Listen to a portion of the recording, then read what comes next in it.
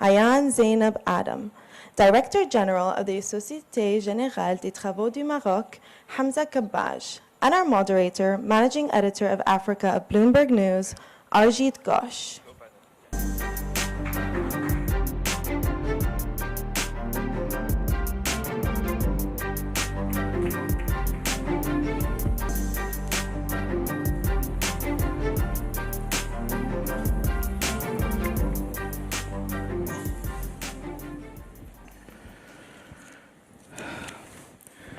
So it's a very big topic. Let me start with a quote from an Indian politician who made a comment in 2017, and he said, "A rising tide doesn't raise people who don't have a boat.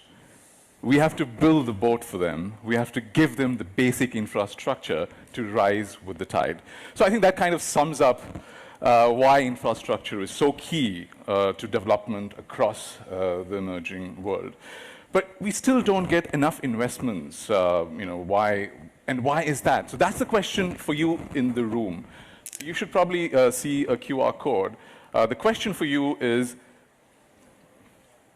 what is the biggest obstacle to infrastructure development in Africa? Is it bureaucratic red tape, lack of funding, inadequate policy, or corruption? In case you don't see it behind you, it'll be behind me. You'll see it on your mobile phone. So please do vote and do let us know. I'll be able to see this on my iPad here.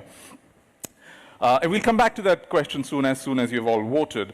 But what we want to do right now is start off with some questions for the Minister here. Minister, thank you so much for joining us.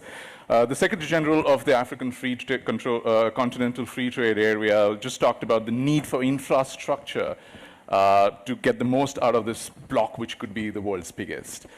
But we've seen some data coming. The governments obviously have been investing, but they don't have enough funds. We really need private capital coming into infrastructure. But if you see the latest data, private sector investment in infrastructure actually dropped almost 50% in Africa in the first half of 2022. That's the latest data. But it doubled, more than doubled in India and China. So there is money that's going to the right places. So, Minister, what can governments do on the continent to lure more non-state investment? What is missing? Yeah, thank you very much, moderator. Thank you for highlighting this very important question. And the starting point, if I can say, is it was highlighted by the predecessor panelist. I can say that investments in modern infrastructure is really key. It's very key. And taking an example of the Africa Continental Free Trade Area, as it was highlighted by the panelists now, that's really expected to boost the intra-Africa trade by 52.3% by 2025, and they also to increase Africa income by $450 billion USD by 2035, and also, most importantly, to lift more than 30 million African people out of extreme poverty. We can say that even just to make it operational, it will be very, very key just to have adequate infrastructure that will ensure African continent that the free movement of people, capital, and goods is done as expected. So as you well highlighted, the financing gap is huge. If you try to see what's the African needs in terms of achieving the SDG-related infrastructure needs, Africa itself needs between 130 billion USD, between 130 and 170 billion every year in terms of infrastructure needs. But when you see the financing gap, you can understand that government itself cannot do everything itself, if I can say. But what is because the government doing to lure investors? Yes, exactly. What is, let's say, Rwanda doing to lure investors? Yeah, exactly. Just I come up to this point because the government itself, with already the limited fiscal space with most of the African governments, we see that there is a need just to attract more private investment. The government of Rwanda has been really working toward achieving this target by putting a conducive and an ecosystem that really attracted the private investment just to come and support the government effort through the public-private partnership, for example. We have already so far established around 60 PPPs in different sectors in energy. We have in water, water generation, a number of things. Because we've seen that when it comes to the political will and the political commitment just to do so, private sector and the private investment come in because they need this conducive environment. They need, first of all, I say that we need to de-risk this sector just to make sure that at the same time we reduce the risk associated with project implementation. We also ensure the private sector that the profitability is there as well. So the government of Rwanda has been working in putting, first of all, a PPP framework, just to make sure that coordination is really well done. And the second, we try to go through policy reforms and establish tax incentives reforms. So to make sure that we have this environment that help the private sector just to come in. Of course, we still have a long way to go. This is why I just urge other African countries just to see all the challenges around, around the infrastructural sector needs, just to make sure that the private sector come in the appropriate way. Yeah.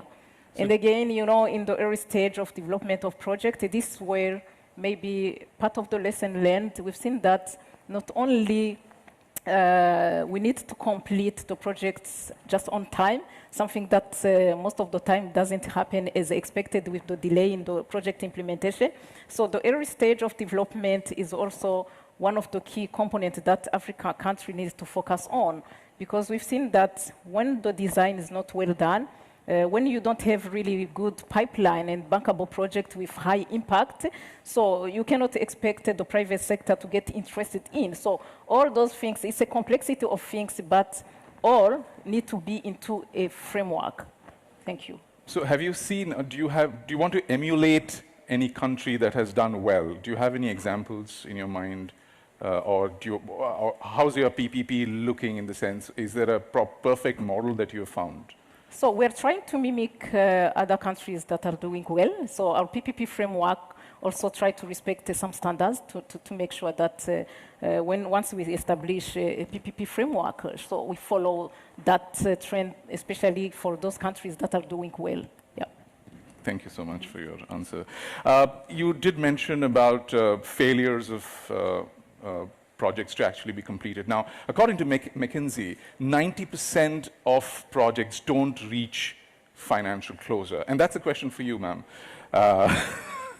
Why is that, and what is the solution? Okay, so I think let's step back a little bit. I think I like the way you started. You talked about India and China getting more money than Africa.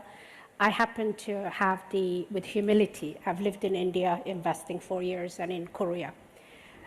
So I think, and I want to link it with exactly the McKinsey work, which actually we had commissioned for a fund that we have started.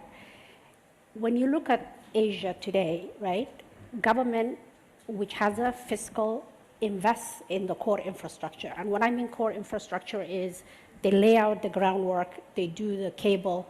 I happen to have lived in a city called Songdo for 4 years. And that city is only 15 years old. And government laid out everything, and they spent 40 billion. But they're going to get back their 40 billion. Because what they did then is they invited companies, like the one I worked for, to have their offices there. They gave land, that's an incentive. And then people started moving in there. Companies started moving there. POSCO has an office, Samsung has an office, everyone has offices. People start coming. Then people pay taxes, right? Because they live in the city. The government benefits. So they have a horizon of, I think, 100 years to recover that investment. But their return is significant. They get up to 40% in that 100-year time frame. Because as people move in, as services get used, the government gets taxes. They also gave tax holidays to some of those companies to first come in. but they lay down the broadband and the infrastructure. I also lived in India, which struggled for a while and then got it right. And so let's look at Africa. I think what we have is our government are fiscally strained, and they're becoming more and more strained. They went through COVID. They barely survived, and then you had the food crisis. You have many governments that are just living day to day. So that the earnest of doing this kind of long-term planning and laying out the infrastructure that you need to industrialize, to get better value for your natural resources, to build your transport, and then we have a power deficit. So you're actually going to need not only the private sector, the public, and anyone else that has money to come into Africa. So the statistics that you have from McKinsey is that we have $2.3 trillion deficit in terms of infrastructure planning from 2020 to 2028, of which most of that is in the study and in the design stage. So my institution, Africa Finance Corporation, which is an $11 billion infrastructure solutions provider, was created to really do that as an example. So we have created with the ability to do from cradle to grave.